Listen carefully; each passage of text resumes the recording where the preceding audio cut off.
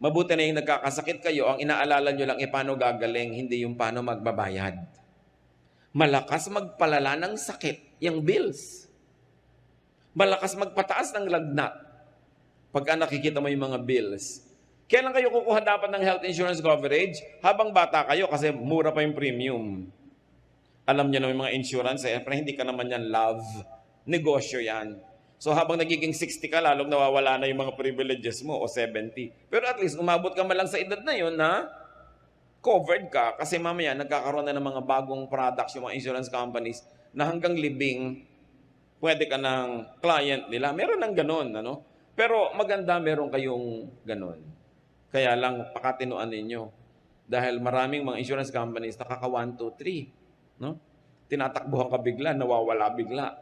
So tingnan nyo yung track record ng mga kumpanya. But it's nice to have that.